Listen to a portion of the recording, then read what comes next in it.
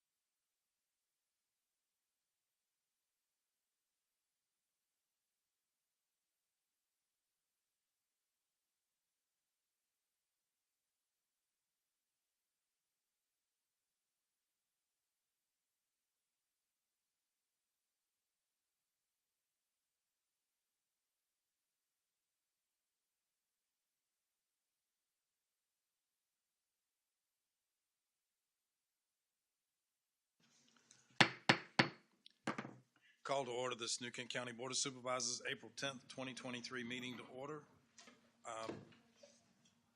Ms. Page, would you do the invocation and lead us in the Pledge of Allegiance, please? Thank you, ma'am.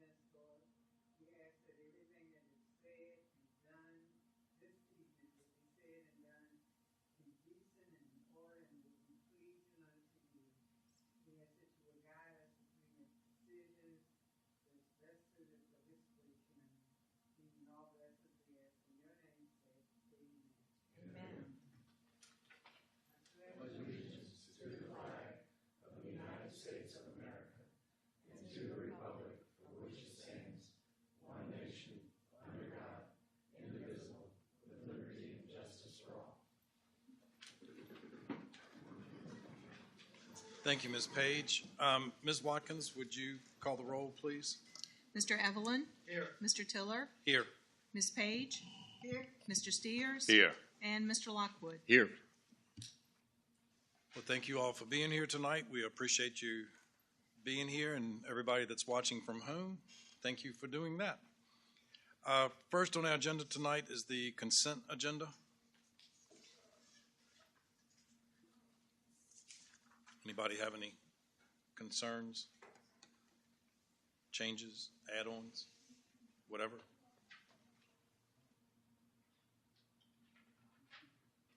Did you want to read that? Isn't this part of the consent agenda, the proclamation? No, that's next on the agenda. Okay. Okay. Then, Mr. Chairman, if there are no questions or further discussion, I'd like to make a motion. Yes, sir. Mr. Chairman, I move to approve the consent agenda as presented and that it be made part of the record. Thank you, Mr. Lockwood. Ms. Watkins, would you poll the members, please? Mr. Evelyn? Aye. Ms. Page? Aye. Mr. Steers? Aye. Mr. Lockwood? Aye. And Mr. Tiller? Aye. Okay, Mr. Lockwood. Next on the agenda is a special presentation of proclamation recognizing April 23rd through April 29th, 2023 as National Crime Victims' Rights Week. Victim Witness Assistance Program Director Karen Mortensen and District 5 Supervisor John Lockwood.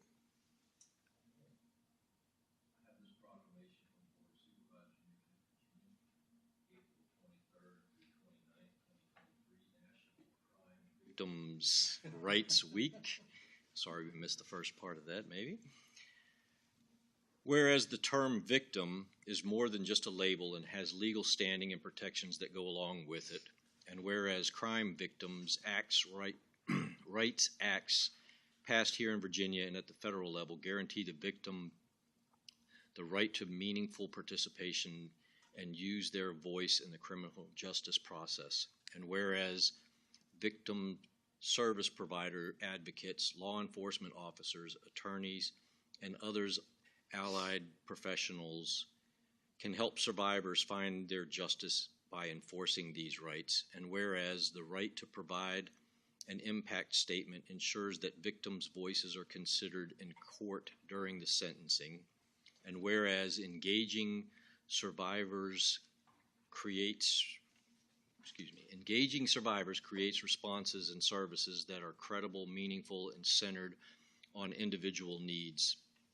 And whereas survivors' lived experiences that can serve as a catalyst for implementing innovative programs, shifting existing programs in new directions, and changing policies or practices that prevent survivors from accessing services or pursuing justice. And whereas National Crime Victim Rights Week provides an opportunity to recommit to listening to crime survivors in every space where decisions are made that could impact them. And whereas the New Kent Crime Victim Witness Assistance Program is hereby dedicated to amplifying the voices of survivors and creating an environment where survivors have the confidence that they will be heard, believed, and supported. Now, therefore, be it resolved that on this 10th day of April 2023, the New Kent Board of Supervisors does hereby proclaim the week of April 23rd to April 29th, 2023 to be Crime Victim Rights Week, and affirms this county's commitment to creating a victim service and criminal justice response that assists all victims of crime during the Crime Victim Rights Week and throughout the year, and expresses its sincere gratitude and appreciation for those community members, victim service providers, and criminal justice professionals who are committed to improving our response to all victims of crime so that they may find relevant assistance, support, justice, and peace. Attest Rodney Hathaway, Clerk of the Board, and Thomas Miller, Jr., Board Chairman. Tiller, thank you. Thank you. It does. Thank you, Mr. Lockwood. I know that we do this, I think, every year. Ms. Mortensen, would you like to say a few words as well? You don't have to. I don't. Thank you so much. Thank you. It is the 1 week out of the year that we honour victims of crime, and as New Kent grows, so unfortunately do our members. We just hope to work as a team and help our victims as they go through the court system, and your support is very much appreciated. Thank you, and thank you for what you do as well. Next on our agenda is the citizens' comment period. Here she comes.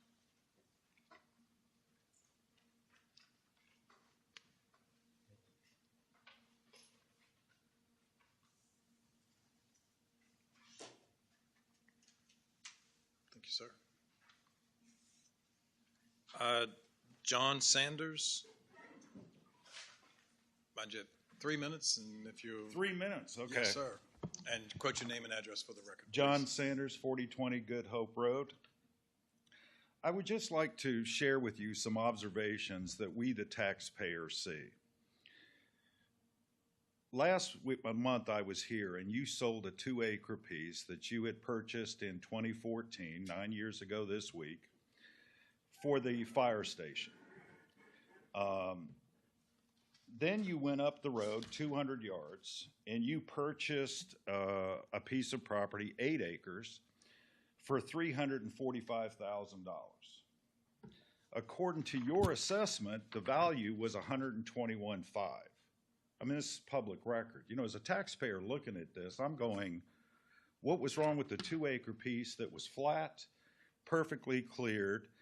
What you're doing with the fire station now, what the clearing costs and what they've hauled out of there have got to be absolutely astronomical. Then you sold that piece of land in your resolution. You didn't open it up to the public, which I think is just unethical. Everybody in New Kent or elsewhere should have had an opportunity for bid on this property. Mr. Evelyn, you asked at that meeting, had anybody else put in a bid? Mr. Hathaway said no. That was not necessarily, I think, an accurate statement. The response should have been, it wasn't open up to anybody else. As a 40-year-old federal employee, there's no way any of this would have went through the federal government. The lawyers would have stopped it from the get-go because it doesn't look naturally ethical for it to be one person, one bid, no matter what the entity is. I couldn't find any record of when that land was surplus.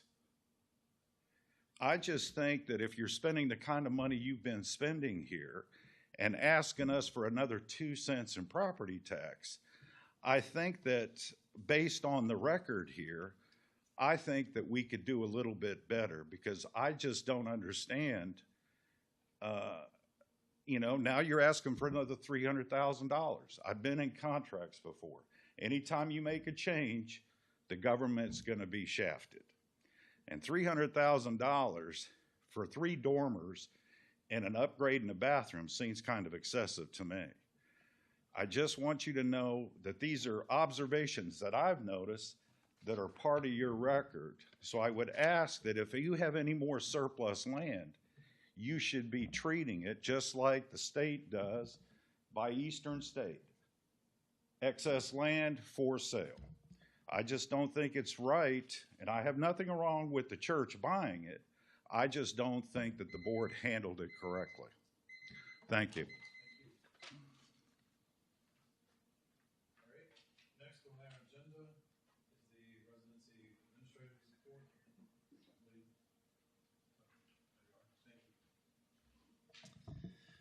Good evening, Mr. Chairman, members of the board. Philip Frazier with VDOT. Mr. Nguyen couldn't be here tonight, so filling in his place. This past month, we received 66 work orders, completed 84, had 4 call-outs,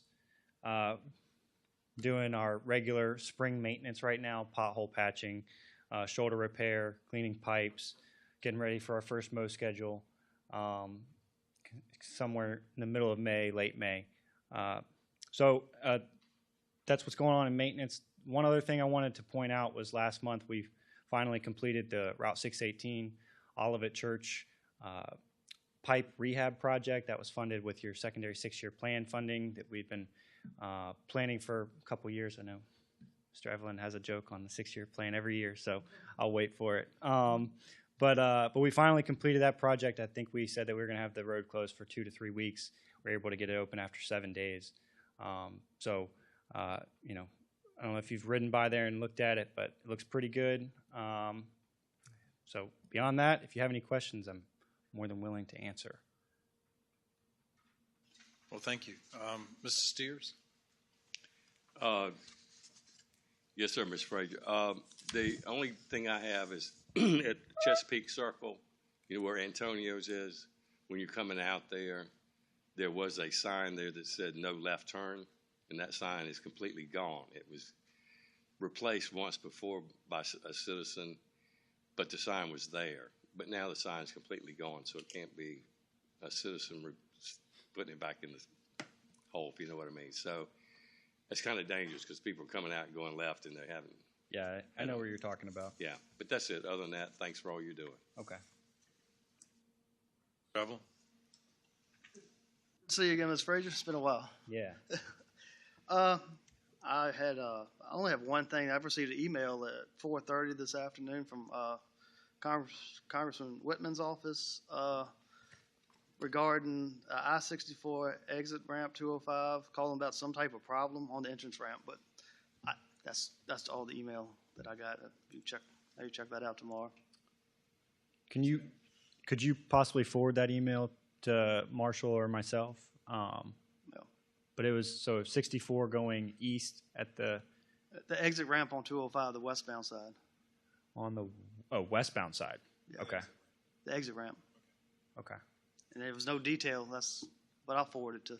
Yeah, forward if we can pinpoint what might be going on. It'd be helpful, but yeah. Yeah. And I spoke with Mr. Freed a couple weeks ago, and everything's good. Thank you all for what you're doing.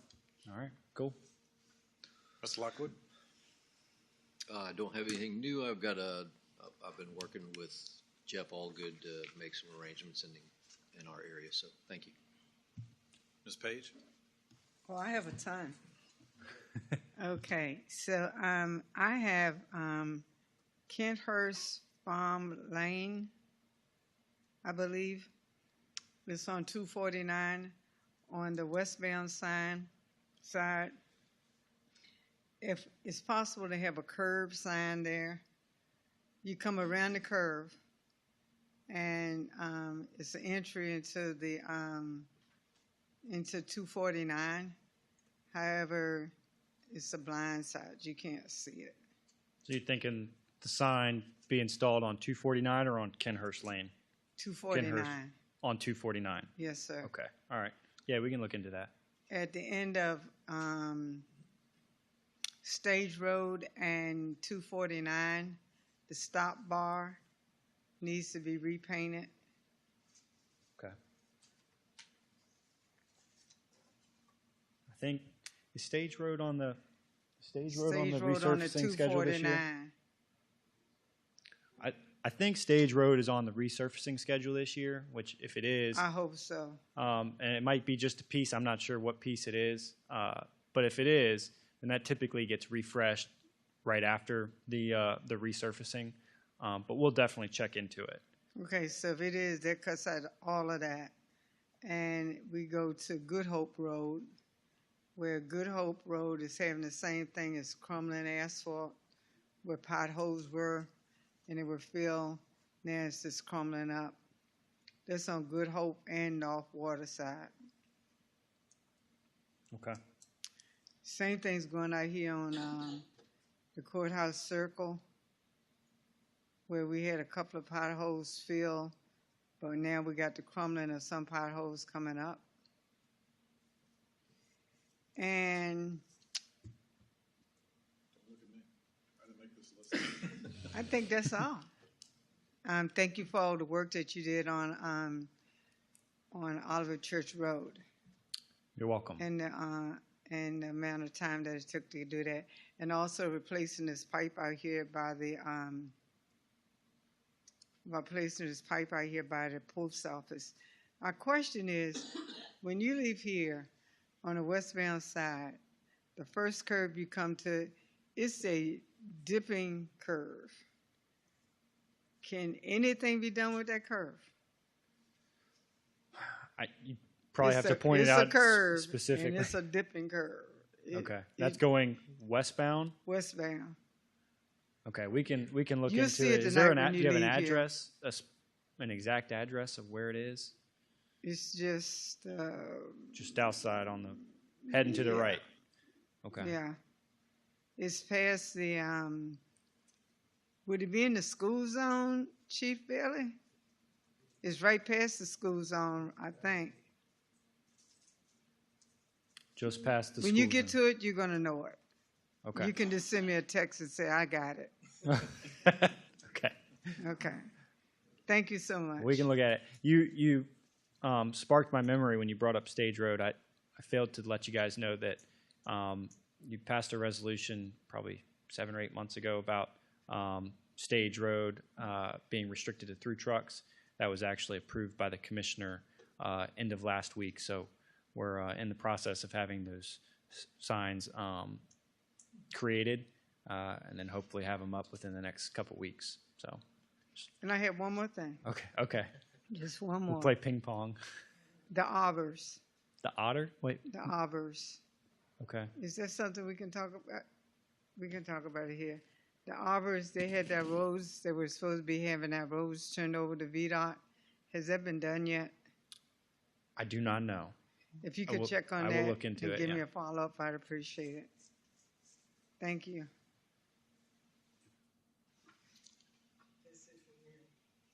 Okay. I don't have anything. I've spoken to Marshall twice in the last 2 or 3 weeks, and he's taken care of 2 of the 4 issues that I had, and the other 2 that I just talked to him last Thursday about he was going to look into. Okay. One was about signage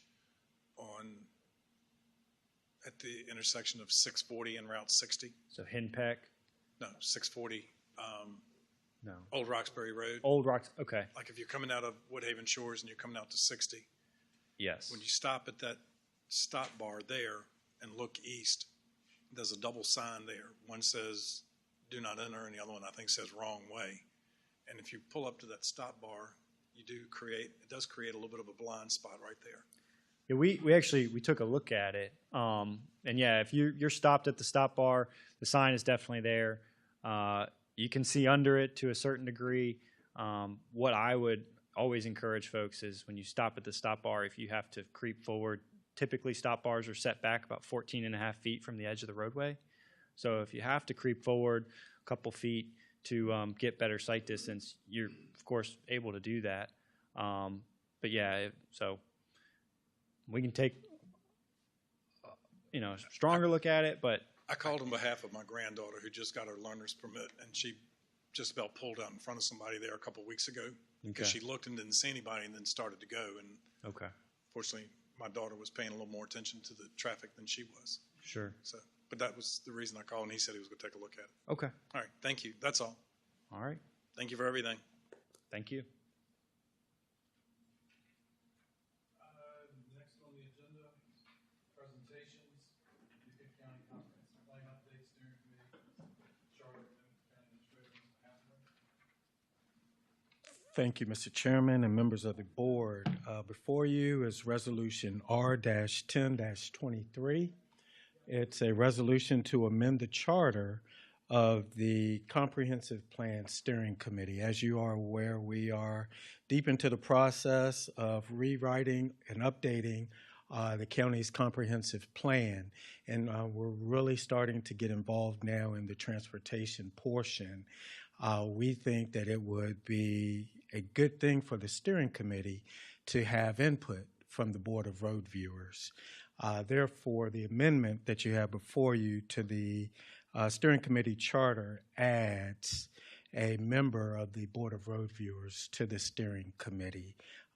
They would serve the same term as the other members and would have an equal vote as well.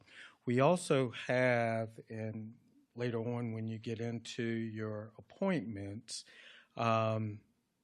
we do have a volunteer from the Board of Road Viewers that would like to be appointed, and that is Mrs. Sharon Oakley, that sits in the District 5 seat of the Board of Road Viewers, and she also serves as the chair of the Board of Road Viewers as well.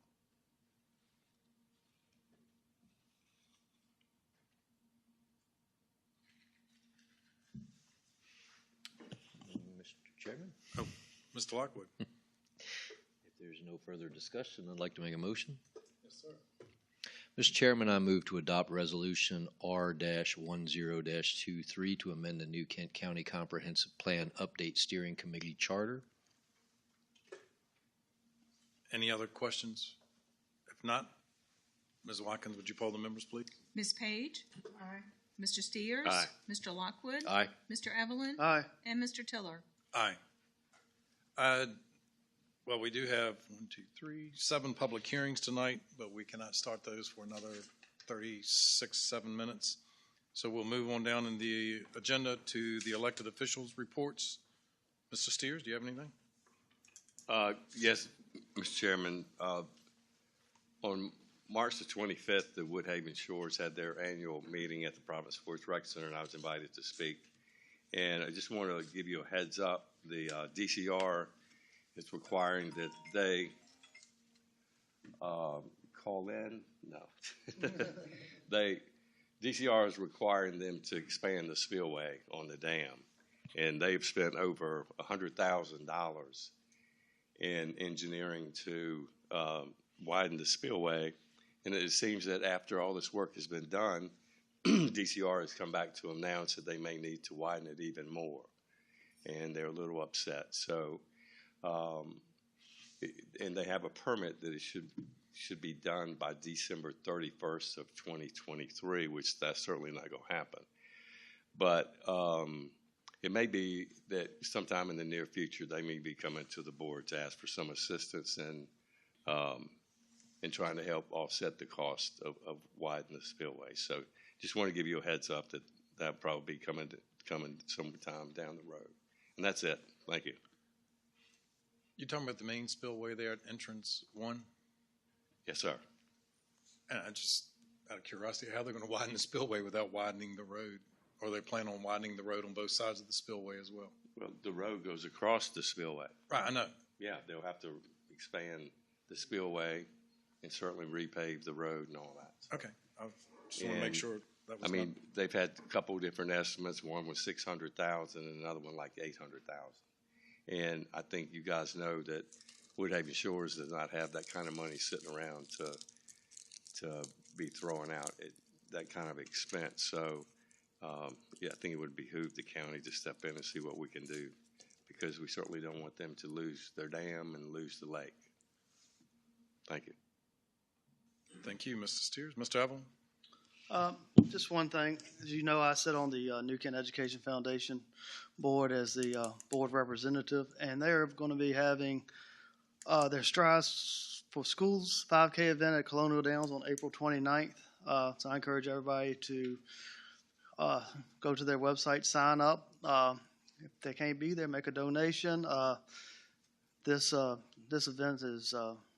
generates money for the instructional grants that Education Foundation supplies, teacher supplies and scholarships for senior students and other special projects. So it's a great organization that helps offset some of the budget cuts that's incurred over the years. So it's good for the teachers and the schools. So I encourage you to go out and go to Colonial Downs on the 29th and support the New Kent Education Foundation.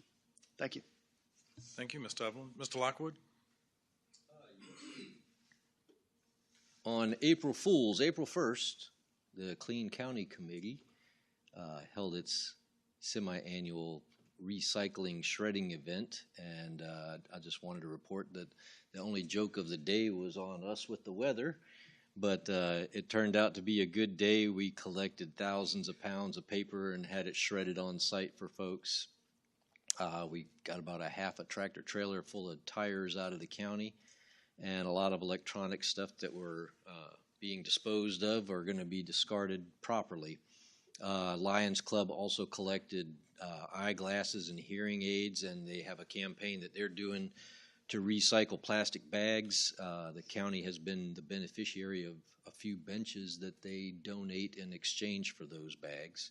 So all in all, it was a really good day. And I would also just like to extend an invitation to 5th District folks, but anybody in the county that would like to attend the broadband update that we're going to be having. It's going to be held this Thursday, April 13th at 6 p.m. at Liberty Baptist Church in Lenexa, and we will have representatives from the county, representatives from Cox, and we'll be given a pretty up-to-date update on what's going on with broadband expansion in the county. So hope you can make it. You said 6:30, is that right? 6 o'clock. 6 o'clock. Don't be late. 6 o'clock on April 13th, which is Thursday. All righty. Ms. Page? Nothing? And I don't have anything to add to that either. Other business? Mr. Hathaway, do we have any other? We do. Actually, Mr. Smolnik will come before you and present an economic development item that we have.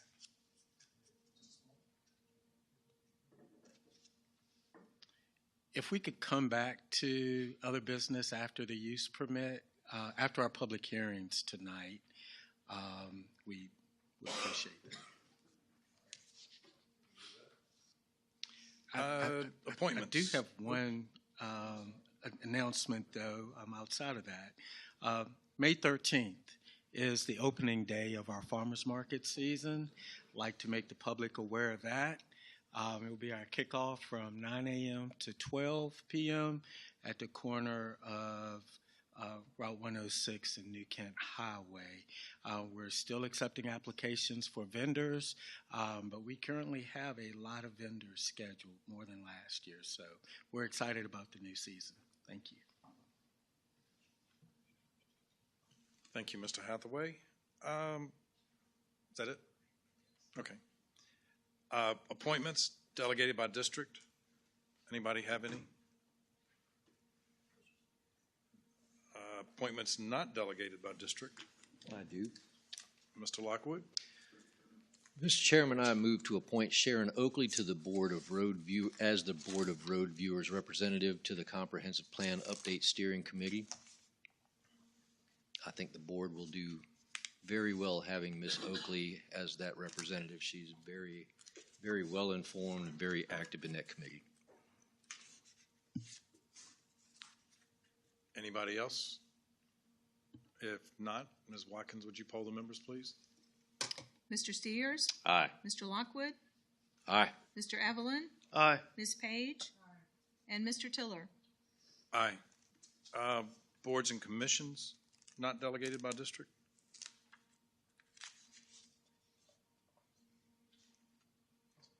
That was it? Okay. What's the other? That's what I was going through mine. Okay. Well, that's all of our agenda that we can take care of right now until after the public hearings, and they will begin at 7 o'clock. So let's take a short break, and we'll get on those after that.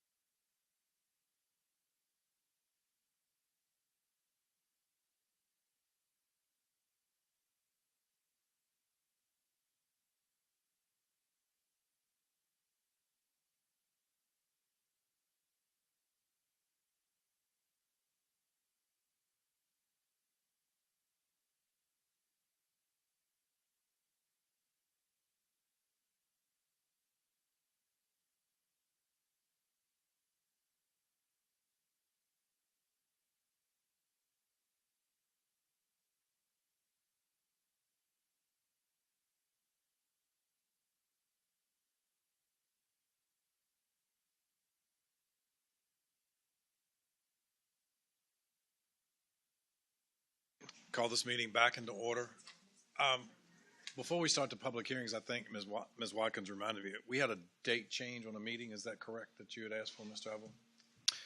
Do you mind if I might have another issue. Can we wait till after after the public hearings? Sure. All right, we'll start the public hearings. And first public hearing tonight is CUP 01-23, New Kent Farms Holding Company, LLC, and Buc-ee's Limited. Request for an exception to the commercial sign requirements of the Farms of New Kent PUD ordinance. Assistant County Administrator Matthew Smolnick and applicants. Mr. Smolnick. Mr. Chairman, Yes. before we get started this evening, I've done some work on that piece of property. I harvested the timber on the site. I was actually, I just want to be very transparent. General contractor is Shoesmith, and Joe Lisfield is a subcontractor who's supposed to cut the timber. But because of the long-eared bat, I'm not going to get into all that, they couldn't get the timber cut in time, and I was a sub for Mr. Lisfield and his company. So I was a third-party sub, and I spoke with the county attorney, and there's no more work that I'm going to be doing on there. But the county attorney advised me that in his opinion that I did not have a conflict, but nevertheless, I've decided that it's best for me to abstain for voting on this matter. So just want to let everybody know. Thank you, Mr. Chairman. Why didn't you leave a buffer? I had bosses, so I was doing what I was told. Okay, Mr. Smolnick. Thank you, Mr. Chairman, members of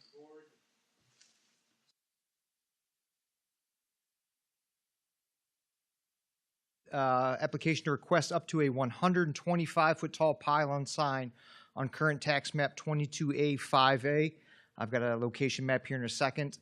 The conditional use permit is required as the request is taller than what is allowed per the commercial sign regulations of this planned unit development. So location sign here, this is the exit 211 interchange. This is the New Kent County Visitors and Commerce Center in Station 5. So on the east side of Mays Church is the proposed Buc-ee's. The proposed pylon sign is shown in the red circle outlined in black. And what I've got is, well, first of all, so these are just some of the schematics of the sign up to 125 foot. I've got, oh, there we go. So up to 125 feet, internally illuminated, opaque black sides, and actually the pole will be black also. 25-foot wide circle at the top of the pole, which is 4 feet in width. So front to back, 4 feet. The logo itself will be facing the eastbound and westbound traffic, and then the side of the sign will be generally located in a north-south direction. So what I have here, we did a balloon test. This is an aerial. So again, this is the location of the proposed sign. And what I did, I drove around at a balloon height of 125 feet. And what I've done is I kind of showed you where I was standing when I took the photo and then the direction that I was looking indicated by the red arrow. So in this particular location, I was at the I-64 emergency turnaround at mile marker 210.4. The balloon is actually circled in the yellow or orangish halo. So it is slightly above the tree line. This is looking back. This is the Route 106 bridge right now, approximately 3/4 of a mile to the east. Then I went into Farms of New Kent, Land Bay 5. This is an approximate location right at the intersection right in front of the new clubhouse that was built, looking to the southwest. And this particular sign, the sign itself, I've got another picture. It is below the existing tree line. Driving a little further south, look in the same general direction. This gives you a better indication of where that balloon is in relationship to the existing trees.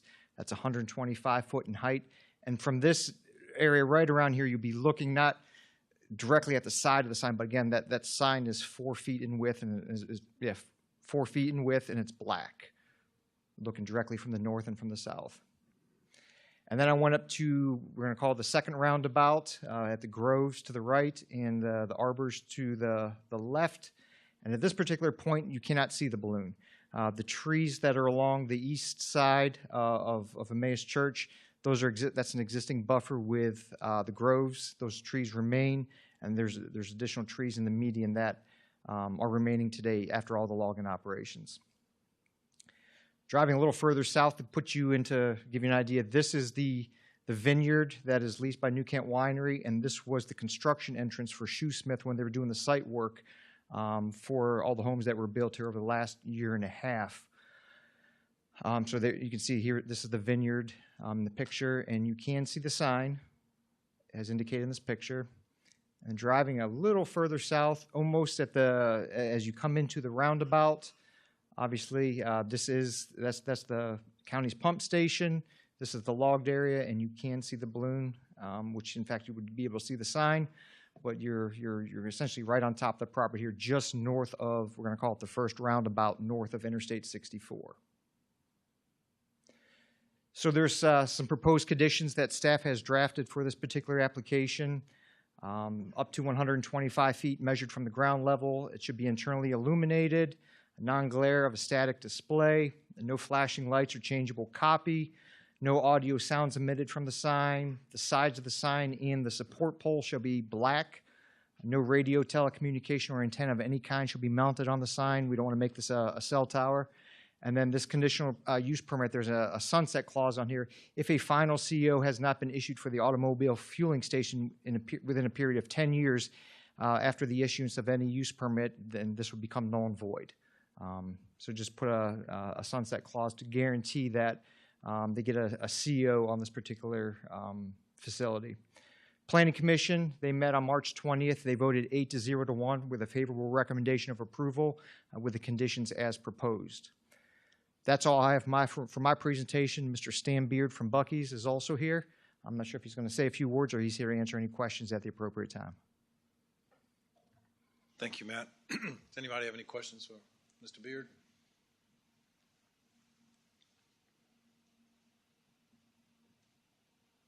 Are you getting ready, Mr. Lockwood, or are you? Oh. I thought you had some questions. Nope. No? Okay. If that's the case, then we will open the public hearing, CUP-01-23.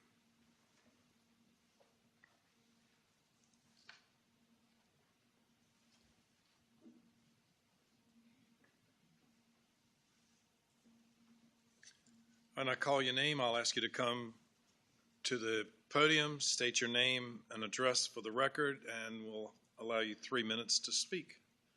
First on the list, Andrew Shine. Good evening, Mr. Chairman, members of the board. My name is Andy Shine, 8064 West Lord Botertart Loop. I'm a resident here at the Groves of New Kent. When I moved in here 4.5 years ago, I knew what the plans were for my community, which included over 1,200 homes and a sizable amount of commercial property and retail that was going to be available. I knew that this was going to be coming, not specific what businesses were going to come here, but I knew that there was big areas that was going to be commercial. When I heard that Buc-ee's was coming, I said, hooray! What's a Buc-ee's? I had no idea. So I did my research. I went online, I looked up the plans. I looked at the other states where Buc-ee's is located. People love Buc-ee's. I didn't hear, mostly all 95% or better just loved Buc-ee's, loved what it had to offer. I looked at maps showing the proposed site. I looked at all the different reviews of existing places in other states. What I found, again, was many, many people loved Buc-ee's. And if you're on social media, if you got a bee in your bonnet, that's where you're going to hear from that stuff. Now I looked into how is it going to impact New Kent County and also my community. I found that Buc-ee's is working with VDOT on the 211 exit ramp and any upgrades that we can do so both Buc-ee's and VDOT and the county are happy and work together in finalizing this. I also found that there was a tax revenue associated with this. And I said, oh, this is wonderful. Where there is growth, there is change. And where there is change, there is challenges. And those challenges have to be met. I hope we will continue to support our education system and maybe look to reduce our personal property tax with all this revenue coming in. But I'm here today to show my support for Buc-ee's, and I hope you move forward with this proposal, and I welcome Buc-ee's to New Kent. Thank you. Thank you. Next on the list, Reverend Milton Hathaway.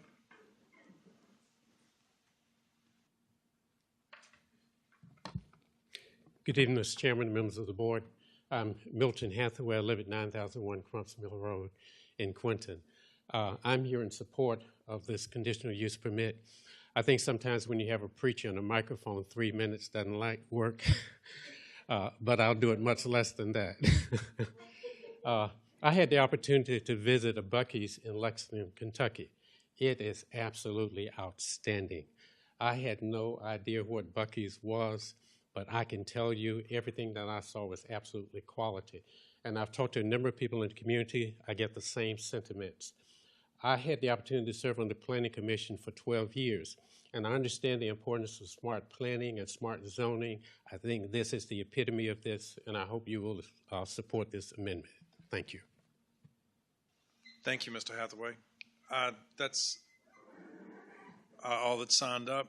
Does anybody else have any questions?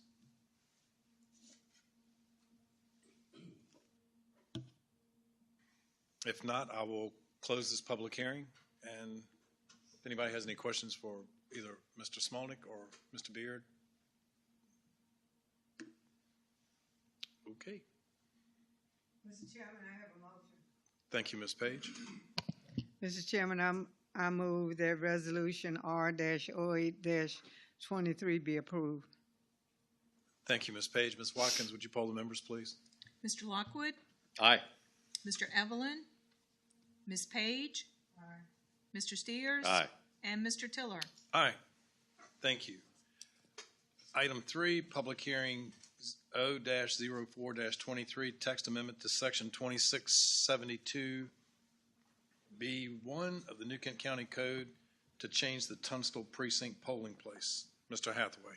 Thank you, Mr. Chairman and members of the board. The ordinance that you have before you, ordinance O-04-23, is to change the address of the Tunstall Precinct polling place. As you are aware, Hopewell Baptist Church has built a new church facility that is located right across the road from the previous church. But with the new facility, it has a new address.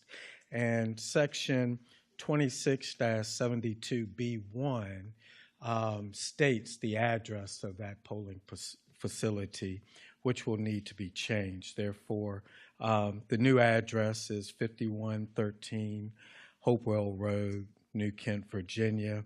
The previous address is 5061 Hopewell Road, New Kent, Virginia. That is the change that you have before you. Anybody have any questions about this? Polling, Mr. Evans, you'd probably be the only one that would be affected by this. Yes, it's actually just moving right down the Hopewell built a new church within 200 yards of the existing church. So. But no other questions? I had a question. Okay, I'm sorry. Ms. Hathaway, I remember when we moved the polling precinct from the airport over to Mount Calvary Church. That had to be approved by the Department of Justice. Have they approved this move? No, but and thank you for bringing that up, because there is a process that needs to take place. This is the first step of that process, adoption of this ordinance. Okay. We will need to send this ordinance along with an application to the Attorney General's office for approval. And then once it's approved, we'll then have to notify the registered voters in that precinct by mail. Okay. But this is the first step. All right, thank you. Anybody else? If not, I'll open public hearing O-04-23. Anybody sign up? Nobody signed up, so we will close this public hearing. Any other comments or motions? If none, Mr. Chairman, I move to adopt ordinance O-04-23 to section 26-72B1 of the New Kent County Code to change the Tunstall Precinct polling station. Thank you, Mr. Evelyn. Ms. Watkins, would you poll the members, please? Mr. Evelyn? Aye. Ms. Page? Mr. Steers? Aye. Mr. Lockwood? Aye. And Mr. Tiller? Aye. Next, item 4, public hearing R-09-23, Dominion Energy Virginia right-of-way agreement.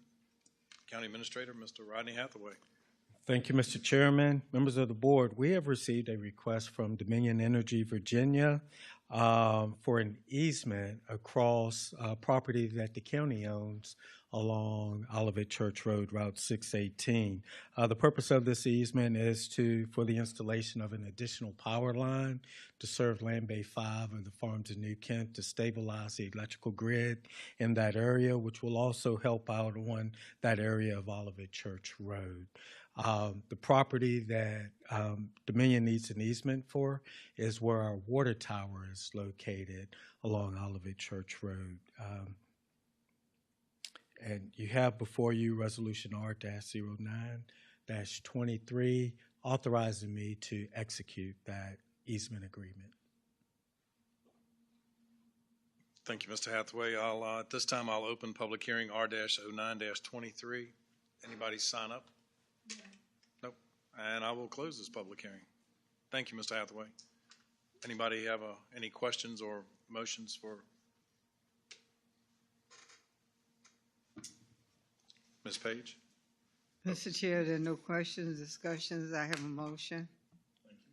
I move to adopt Resolution R-09-23 to authorize the county administrator to execute a proposed right-of-way agreement with Dominion Energy Virginia.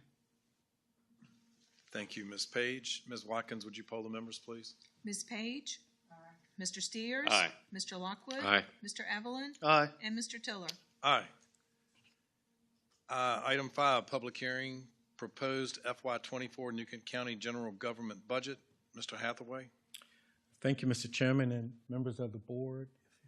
And I would like to do one brief presentation that will cover actually the next 4 public hearings, if that's okay. We'll still have to conduct the public hearings separately, but the presentation will hit on the topics of each public hearing.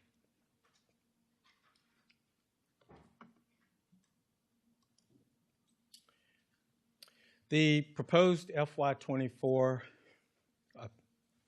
the proposed budget recommendation totals $106,603,017.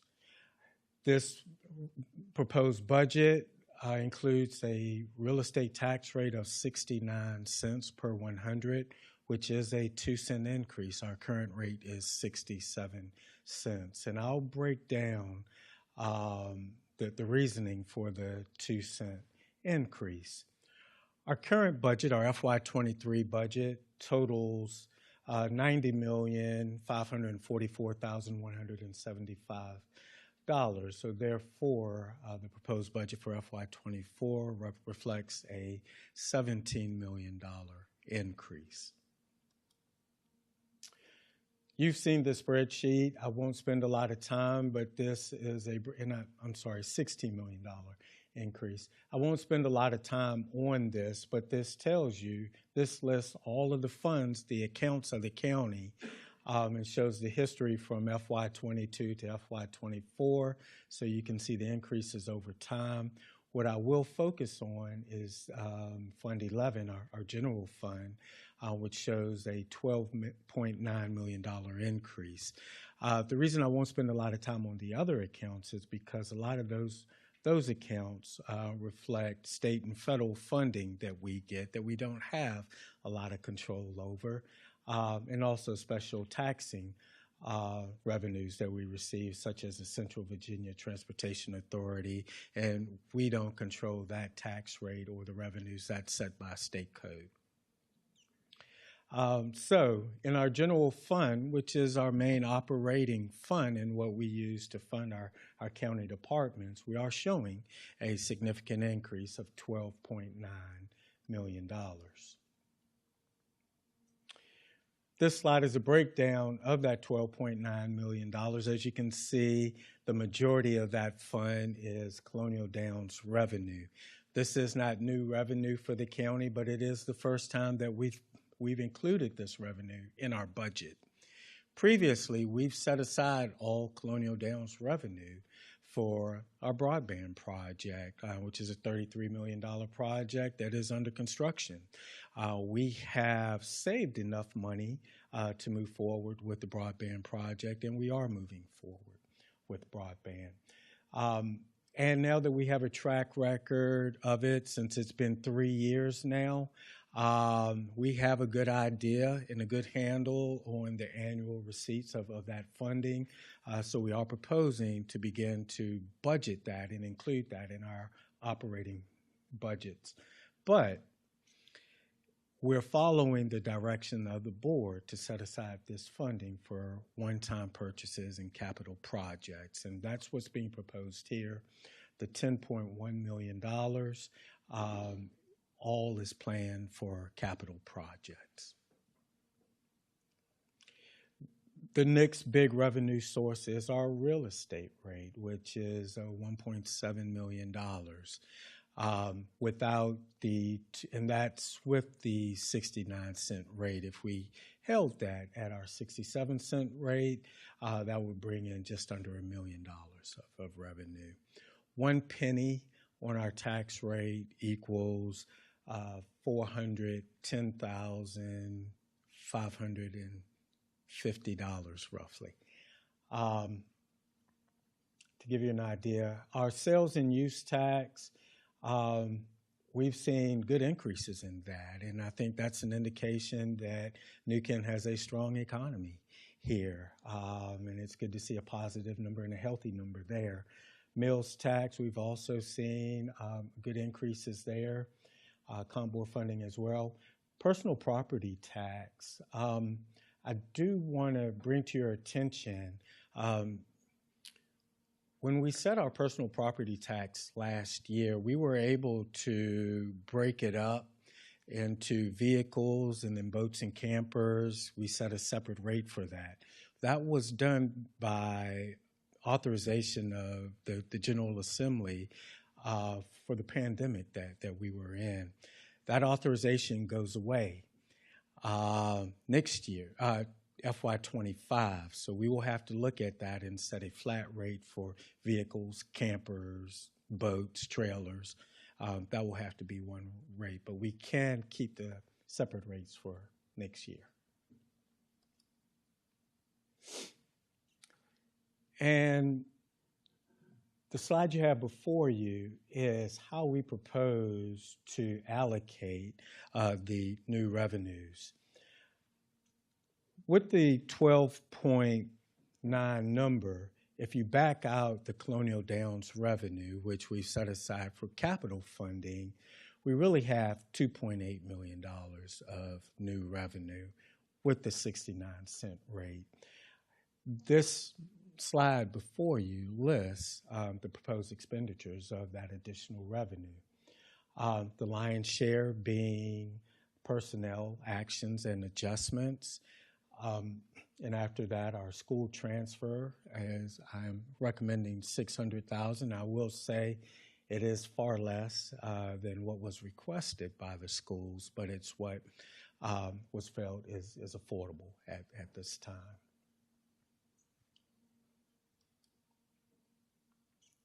The personnel actions, again, totaling $1.9 million. You see all funds totaling $2.3 million at the top of the slide. Well, this includes positions that are not funded out of our general fund for a total of $2.3, but positions that are funded by the county general fund, the total is $1.9 million. What's highlighted in yellow on the slide are actions that have already been taken in this current fiscal year. So we don't have a lot of room for adjustments and changes in those areas. This year we made some changes to our sheriff's department by dealing with a compression issue that they had with salaries within their department. We also approved some new positions in that department. The county attorney, we are seeking a full-time county attorney for New Kent. That comes with an additional cost, and that's planned in there as well.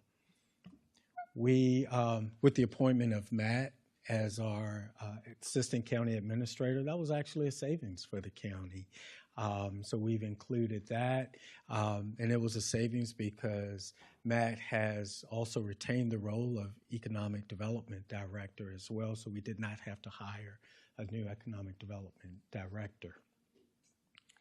During our budget retreat, there were some changes that were made, and that's reflected below the yellow and gray, where we've eliminated the new firefighter positions, and we've added a new Senior Inspector 3 position. We also have 2 sheriff positions approved, patrol deputies, a general services grounds maintenance technician. Since I've been here, 18 years, we've had one person handle all of our grounds, and since that time, we've taken on a significant amount of new land that we have to maintain, and we feel that the time is near now, and it's needed for a new grounds maintenance position. Also, there is a new social services administration position. The base salary for that position is $40,125. The state pays 70% roughly of that cost, so therefore the county's responsibility would be $17,681.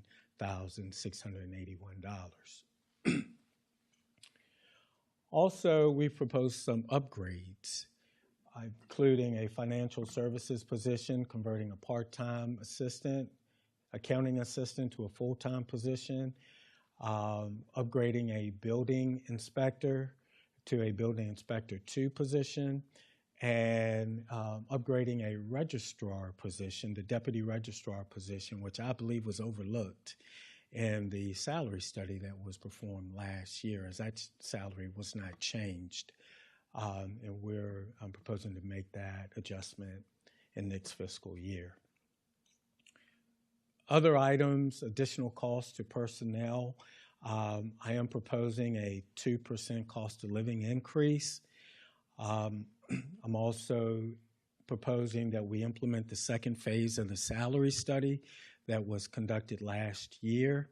The first phase set minimum pay grades for all positions, and we focused on moving all of our employees or getting them as close to that minimum as we could, creating an issue with you have employees that have been here 10 years making pretty much the same amount with the new salary structures as employees that have just been hired. So we want to deal with that compression and decompress the salaries in the second phase. And by doing that, we're proposing additional increases on top of the cost of living that are based on your years of service with the county. We are also seeing in our public safety the need for additional overtime. Call volumes are increasing, and that is consistent with our call volume numbers. We also have various FY24 salary adjustments as employees leave our organization and we hired new based on their qualifications. They're not always brought in at the same rate if they have more qualifications. And health insurance increase. We were informed by our health insurance provider that our increase for next fiscal year would be an 8.9%. I am recommending that the county absorb 4% of that increase, and we pass on to the employees 4.5%. By absorbing 4% of the increase, that is an additional cost of $110,000 to the county. The other items marked in yellow are items that we really don't have a lot of control over. The state approved a 7% increase for constitutional officers. Department of Social Services, Registrar, and the Board of Elections. The state sets those rates. The good thing is we will see an increase on our revenues line item in accordance with that. It's not a dollar-for-dollar match, but we will receive additional funding from the state. Benefit rate increase, an increase in our group life insurance rate of 1.9%. Also, increases in our workers' comp rates, and those are rates that are not set by the county. And that's how we get to the $1.9 million. Employee compensation and benefits. The salary study, as I mentioned, on top of the 2% cost of living increase, there would be additional increases based on your years of service. 0 to 5, there would be no additional increase. 5 to 10, a 2.5%, 10 to 15, a 3%, and 15 years plus, you would receive a 5% increase. I've mentioned health insurance rates, VRS retirement rates. We're anticipating and have been informed that there would be no change to our retirement rate. Health credit rate, no change to that. Group life insurance, again, we're anticipating a rate of 1.34, which is an increase from 1.19. We're also planning for a 7% increase in our liability insurance. Capital projects, I won't spend a lot of time over this list. We've been over this various times. Our total CIP totals $16 million, $0.6 million.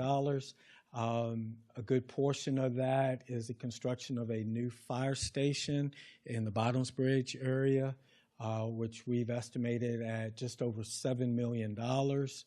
And then another big ticket item is the installation of lighting at Pine Fork Park, which we've received numerous inputs and inquiries from the public on requesting lighting at that facility. The plan to fund the $16.6 million capital improvements plan, $10.1 million from Colonial Downs. We have $5.5 million in our CIP cash reserves, $41,000 in our computer fund balance to fund the replacement of our computers that we utilize in the county. All of our computers are on a 5-year replacement schedule, and $945,000 from state and federal grants that we've sought and have received funding from.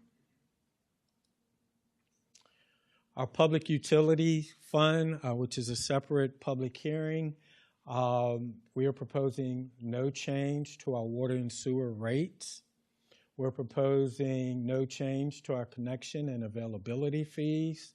We're proposing to eliminate the Bottoms Bridge Service District, which currently there is a 5-cent ad valorem tax, which is an additional 5 cents on your real estate rate that the residents in the Bottoms Bridge District currently pay. We are proposing some fee change, which I'll get into a little bit later. The FY24 public utility budget totals $12.3 million, an increase from our current budget of $9.6 million. The majority of that increase is capital improvement projects, which for FY24, we're requesting $5.4 million in capital improvement projects.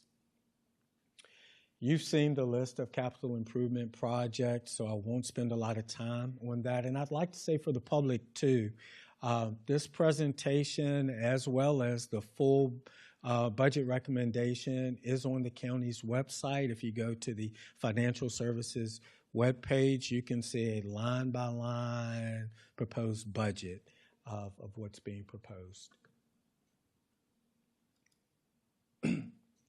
Proposed fee changes, which is also a separate public hearing for tonight. Every year I ask our departments to evaluate all of the fees that they charge.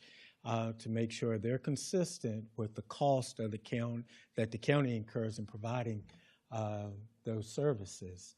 And we do have several proposed increases. One is a planned amendment application, an increase from $40 to $50. That's if you've been through the review process and you decide to change your plan, and we have to go through the review process again. There is a fee to amend an existing plan. We're proposing that the new fee be $50, a $10 increase. There's also a new fee proposed in our Building Development Department of $25. That's for us to provide duplicated documents. If you need us to make a copy of an application or plan, we're proposing a $25 fee there. A $50 fee to generate duplicate certificate of occupancy permits or compliance fees. Compliance fees are generally elevator permits. We have to issue what's called a compliance, which states your elevator has had its proper inspections. That certificate has to stay in the elevator through the life of the elevator, and it's not uncommon that we get requests for us to provide new compliance fee documents. So we are proposing a $50 increase for that, and a proposed copy fee of 25 cents per page. And we do get a lot of freedom of information requests. This gives us the ability to charge a fee, especially for those documents that could be 100 pages or more. And some of the Freedom of Information Act's requests can be several hundred pages, actually. They can be in depth. And we generally do charge for that. In our Parks and Recreation Department, we currently provide a fee that goes along with the rental of our fields. And that's to prepare our baseball, softball, football, and soccer fields for private rentals. We are asking for an increase in those fields to be consistent with our costs to make those fields ready for use. In our Public Safety Department, we are proposing some fees for what we charge for emergency response. These fees are really set by the insurance providers. They tell us how much we can charge annually for these services, and what's being proposed is consistent with that. Also, we're proposed to increase our fees for private events where we're required to staff those private events to ensure that we cover our costs and the additional pay of our staff for being at those events. And there's a $15 increase for our fire and rescue personnel proposed. And for the ambulance, the increase is from $95 per hour to $130 per hour. Also in our public utilities departments, even though we're proposing no rate change, no connection fee changes, we are proposing a new minimum fee of $250 for our I thought so. We'll change that heading. For our plan reviews, there is a fee for all plans that we have to review, and we're proposing to set that at a $250 minimum. Construction inspection fees, we're proposing a new minimum fee of $250 for that fee as well. Our irrigation meter construction and installation fee, actually this fee should not be in here because you've already approved that several meetings ago, and that's increasing our construction and installation of irrigation meters from $1,050 to $1,750. We've seen a huge increase in the cost of meters and our cost of installation. So therefore, we wanted to adjust our fee accordingly. And also, if a resident can find another contractor that can do it cheaper, they have that option as long as they use equipment that meets our standards and specs. Our reclaimed water fee, this is a fee that has not changed in many years. We are proposing a small increase of 82 cents per thousand to 89 cents per thousand gallons. And the last fee that we're proposing to change for is our Freon appliance disposal fee. And this is the $15 fee that we charge at our refuse sites for people to drop off refrigerators, air conditioners, dishes, any appliance that has Freon in it. We currently charge $15, and it costs us more money to collect that $15 fee. So we're recommending that we eliminate the $15 fee and allow people to dispose of those facility appliances at no charge.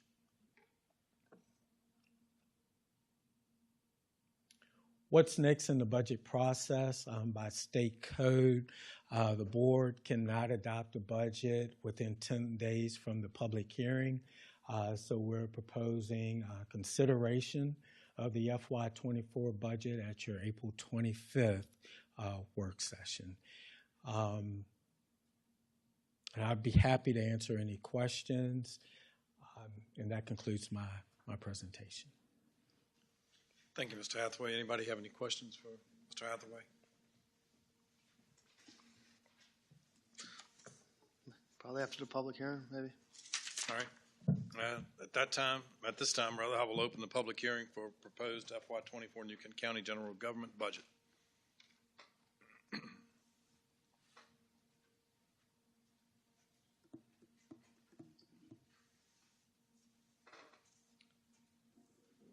We have one person on the list, Joey McLaughlin.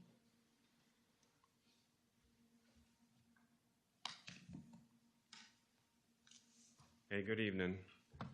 Joey McLaughlin, 5630 Baylor Grove Court, Providence Ford, Virginia 23140. So I want to speak about the budget and some of the elements within the budget real quick. First and foremost, I mean, I don't disagree with the budget preparation by no means. I do feel like there's some things that could be changed, that could be added to it. One of those things is county employee compensation, not just public safety. So I'm not going to just put it for one section, which I'm a member of public safety, but for county employees altogether. I feel like we've done the salary study. We took time and money out to do the salary study, which at first I was a little worried about that. But then when the results came back, it actually came back pretty alarming that we were so far behind other jurisdictions in the way of compensation for our employees. We did phase one, which was try to get everybody to a minimum. It got everybody close to a minimum that was good 15 years ago. Every day these salaries are increasing and we're steadily far behind it. Now we're going into phase two, which, not trying to be rude, but I'm being realistic. It's an election year for y'all. Nobody wants to raise taxes. Nobody wants to do anything that's going to make a big push during election year. But you do have employees that are looking at this meeting and looking at y'all to make a change for themselves and their families. We are now getting on top of a 4.9% health insurance raise, which if you look at the presentation, you get a 2% cost of living. And then if you've been here for 5-10 years, you get another 2%, 2.5%. Well, you're in the hole still. You walk away with nothing. You're actually paying more. Health insurance for a family in New Kent County is almost $1,000 a month for the employee and their family. That's a house payment plus some and a car payment. But if we're winding up only getting a 2% raise as well as the health insurance raising, there's no incentive to stay here in New Kent at all whatsoever for the employees. I'm tired of being a training ground. I'm tired of training employees and then having them leave to go somewhere else to make more money. And we gave them all the tools to learn and do the best we can. we've got to do better. We got to do better. I know there's Colonial Downs money. I know there's other funding. It wouldn't take a whole lot for us to get to a good part and get these employees countywide to a good shape. I've heard numerous times that, we want to streamline budgeting. We don't want to be the payer in the area, and we have other incentives. I don't know what other incentives we have. We have a great community. We have great citizens. I love our citizens. That's why I'm here. I'm not going anywhere. I love the county, lifelong resident. But it's not about me. It's about everybody else that works for the county. So I appreciate it. And one last thing I could say is remember your county employees are your biggest allies and supporters. If you take care of them, they'll shout your praises for you and be your biggest allies. So thank you very much. Thank you, sir. So there's actually no action here, so this time I guess we can close the public hearing and move forward to item 6. Public hearing, proposed FY24 New Kent County Public Utilities Budget. Mr. Hathaway? Okay, well, you still have to have the public hearing. Is that okay? All right. So we'll open the public hearing for the proposed FY24 New Kent County Public Utilities Budget.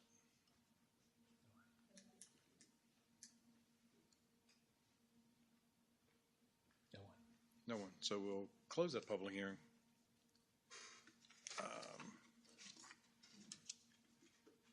Moving along then. Property tax levies for fiscal year 2024. We've heard all that. Anybody sign up for public hearing number 7? Okay, you got number 8 in your hand while you're up there? Both of them. Okay, there you go. Nobody signed up. All right, for either one, Mr. Hathaway? All right, so we'll close public hearing for the tax levies and also close the public hearing for the proposed amendments to Appendix A fees of the New Kent County Code. Anybody have any other comments? Any questions from the board?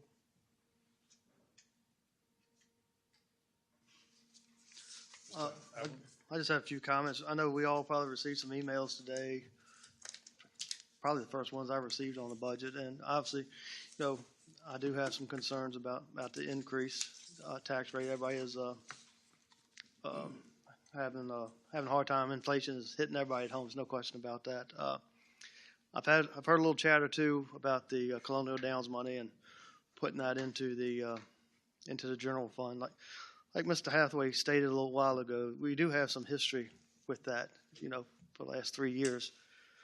What my concern with that is if we start using that money to be good stewards of the taxpayers' money, we have new owners, and we really don't know a whole lot about them. I think Mr. Steers and I met a marketing guy, but we have the history from the old company, but we do not know, we don't know how they're going to play in the horse track business, because the state legislation has a lot of control on how much money we receive. So until we get a little bit of historical data, I have a little bit of concern about putting that Colonial Downs money in the general fund, because if they wipe that out, decide to do away with it, where are we going to go get it? I mean, once you get it, you're going to have to look for the taxpayers. So I do have a little bit of concern about that because of the history,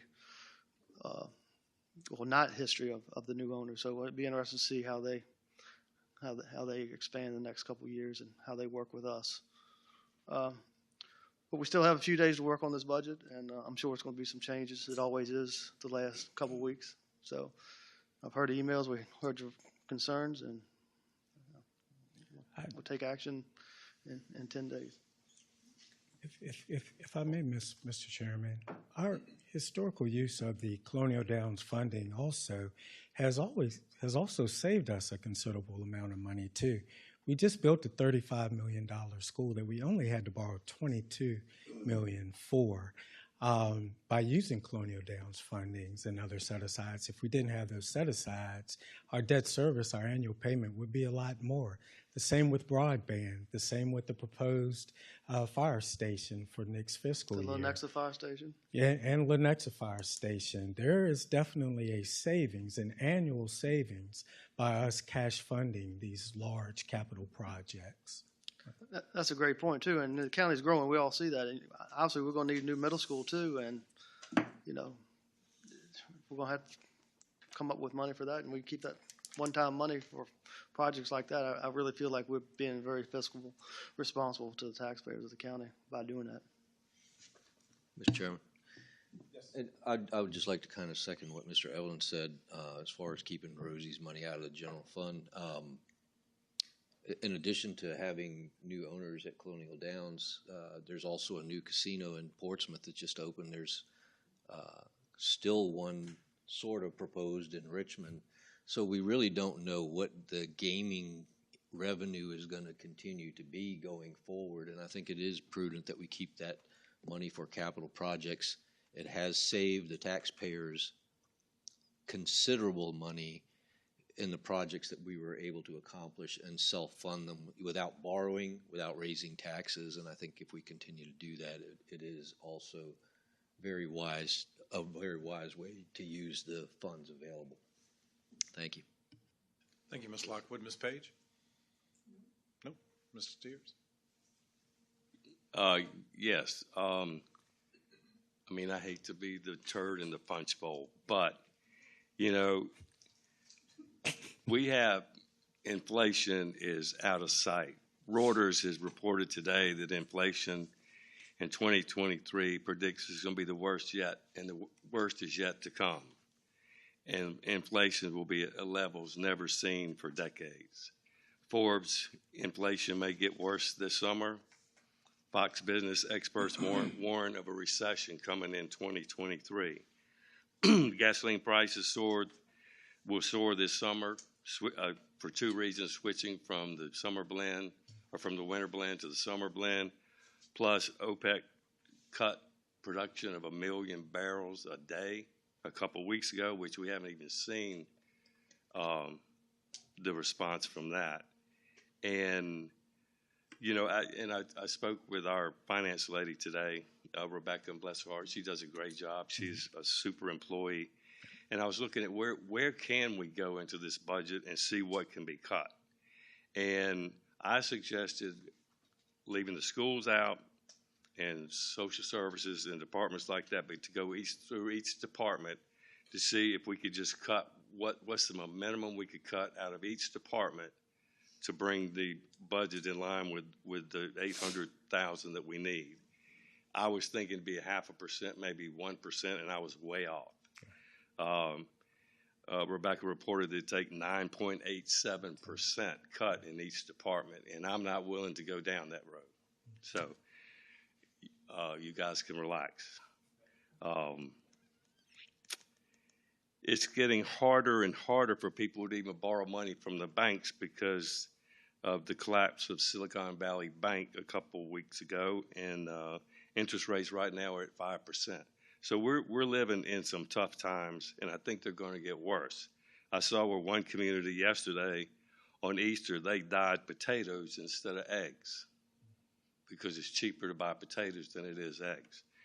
And, I think it's going to get worse. And what I'd like to propose, I've mentioned it to one other supervisor, is that the $10 million that we're going to take out of the Colonial Downs money, it's to take, instead of taking $10 million, take $9.2 million and put that into a set-aside account, take the other $800,000 and put it in our general fund, and then we don't raise taxes on anybody, no department gets cut, and we've got many more months, I believe, of Colonial Downs. That's my proposal. That's something that the board can do. But I would just keep in mind that, that's not a one-time expenditure. Once you put that $800 into your operating account, that is an annual obligation to do. But it's a change from the direction that staff has received, but it is something that can be done. I mean, I'm open to discussion. I know where a couple of the other board members stand, but, this is not the time to be raising taxes on our people. Half the people in this county can afford it with no problem. Stroke a check for an extra $200 a year, whatever. But you take the other half, they struggle from week to week, buying gas, going to work. I don't think, never is a good time to raise taxes, and certainly not now. Thank you. Thank you, Mr. Steers. Any other comments or question? If not, that completes our agenda for tonight's meeting. Mr. Smolnick, I'm sorry. Yes. If we could go back to other business. Okay, back to other business. Mr. Smolnick? Thank you, Mr. Chairman, members of the board, Matthew Smolnick. Excuse me, Mr. Chairman, for the reason stated before, I'm going to accuse myself again. Thank you, Mr. Chairman. We're at your seats is a document entitled Local Level Economic Development Incentives Performance Agreement. This agreement is between the County of New Kent, Virginia, Buc-ee's New Kent LLC, and the Economic Development Authority of New Kent County, Virginia. So economic development incentives, the last one that this board looked at was for the 805,000 square foot AutoZone distribution center. In my tenure as economic development director, we've processed, I went through, I think it was 18 or 19 of these. They're on a smaller level that are processed through the Economic Development Authority, but they are part of economic development. And working with the company, working with our local council, we've put together a performance package, an incentive package for this company. It has been in the works for a little while. The goal of this document is to really, just what it says it does. It incentivizes a business to spend $60 million in a locality, bring 175 full-time jobs, and be probably, one of an economic developer's dream as far as a catalyst for other development in their locality. So with the approval of the conditional use permit, for your consideration is this performance agreement. My recommendation would be to authorize the county administrator to execute this on behalf of the Board of Supervisors. If that's done, then the second step would be for me to take this to my Economic Development Authority Board at their meeting on Thursday, April 20th, for consideration, review, and approval, and hopefully ultimate execution by the EDA chair. I'll be happy to answer any questions you have at this time.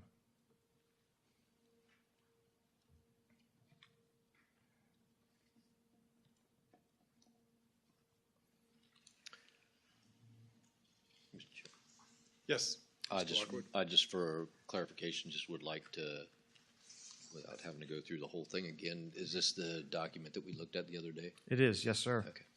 No And changes. this really mirrors the AutoZone incentive agreement. Mr. Hefty's been through this with a fine-tooth comb more than once.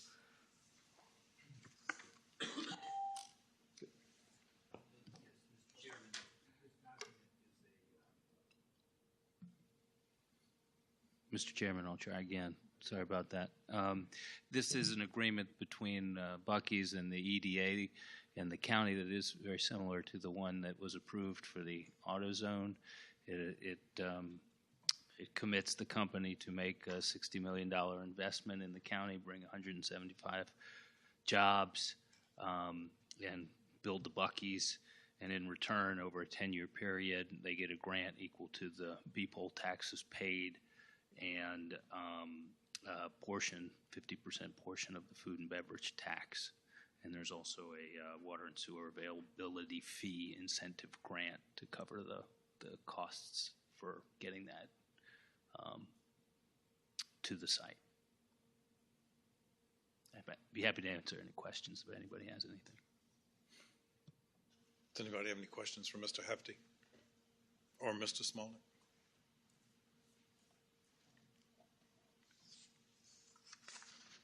we have a motion in this paperwork anywhere, or do we need to make a motion for that tonight? We do. Yes, the board would need to approve that by motion. Yes, sir.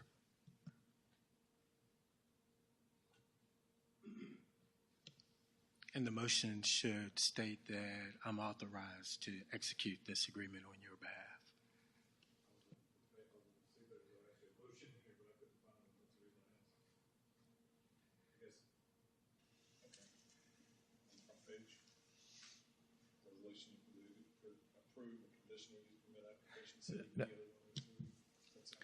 No, sir. The motion for this would be a motion to authorize the county administrator to execute a performance agreement as presented with Buc-ee's.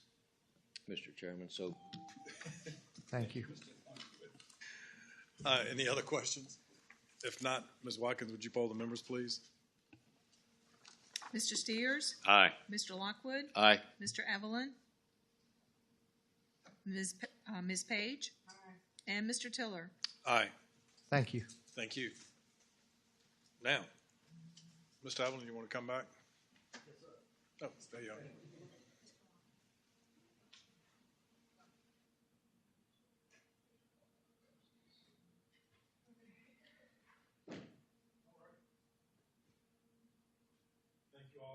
Thank you all. Whoop, what, one more. I thought we, You said you might have an issue with that date. You were going to check. no, you said you might have a change in the date that we had. No, not that date. I thought that you were going to check, make sure Yeah, June 12th is okay. June 12th is okay. Yeah. No, that's the date of the meeting. We're talking about changing to the 8th or the, Okay, the 8th is good too. I'm good with that. Everybody else good with June the 8th? Whatever y'all tell me. I like the way you roll this page. and So is there anything else, Mr. I do want to apologize. I know we set the schedule in January, but I have a conflict with our July meeting as well on the 10th. Oh, another one. Okay. I will be out. Why don't we just call you next week?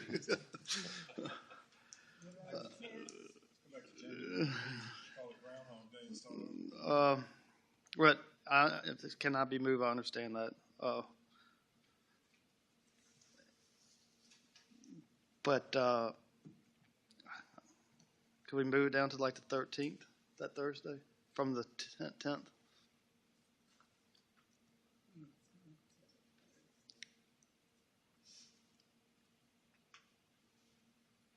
I can do that. I'm fine. Thank you all. Maybe we can.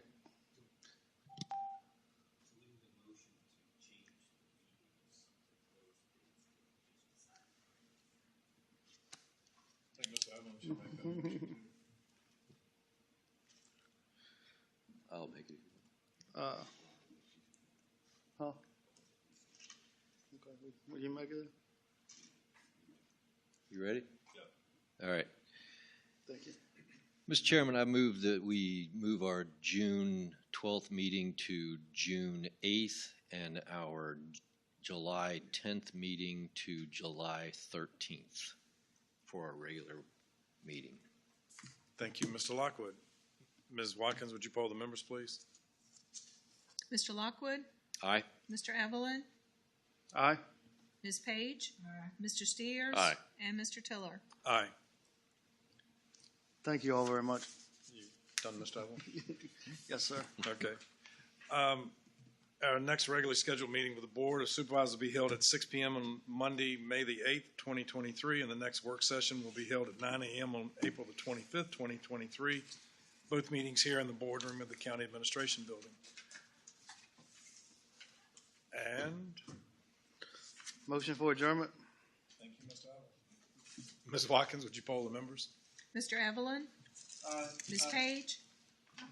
Mr. Steers? Aye. Mr. Lockwood? Aye. And Mr. Tiller? Aye. Motion, meeting adjourned.